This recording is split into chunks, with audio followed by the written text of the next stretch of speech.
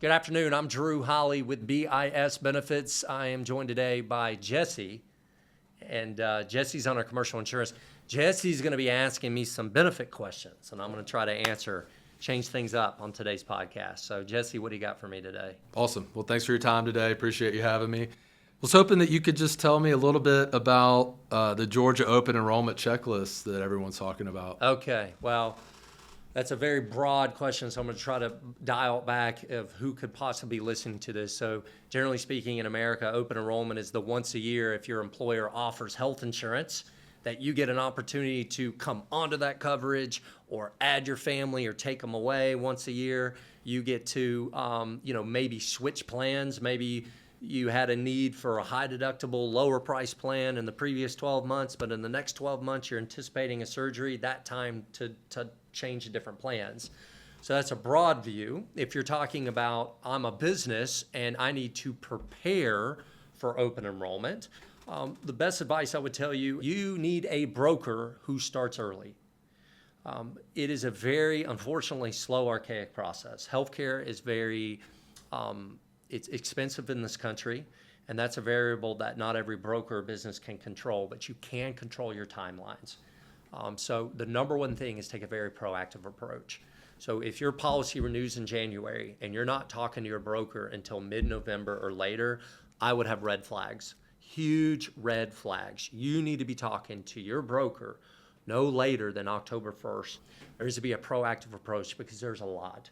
I often say on the benefit division, a little bit different than the commercial insurance division, we're in the logistic business just as much in the insurance because we have to understand what our client wants. We have to kind of take the order of the assignment. We have to go to market. We have to be prepared what the renewal is. The goal isn't usually to switch carriers because it's very disruptive for the staff to update their ID cards and update their prescriptions, do prior authorizations, look at new doctors, are they covered or not. No one wants that. But we found one of the best ways to mitigate costs is to go to market and have competition. And if that process is done after the renewal's released, you're already behind. So state law requires insurance carriers to give renewal notice no later than October 31st. Well, there's a lot that we can do to prepare for that renewal before that renewal is released, including something basic as updating your staff. So if a company's growing, we can't go off of how many employees you have in September. We have to go, how many employees you're going to have as of January. If you're adding a division or taking one away, or if your people are moving from state to state, those are all factors that can affect your rate. So really proactive planning, understanding that is an important checklist. And then I would say open communication. A broker, when you email your broker on the benefit side and you ask a question and they don't get back to you, that should be a red flag.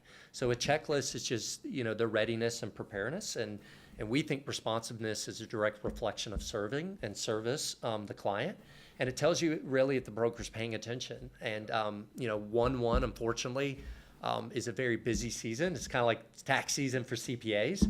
And so if the broker's not organized, are they really doing a great job in handling your renewal? Can you feel trusted that they're renewing, with the best product and the best rate? So that I would add that part of your checklist. And I would say for you as an employer, you need to be prepared to respond.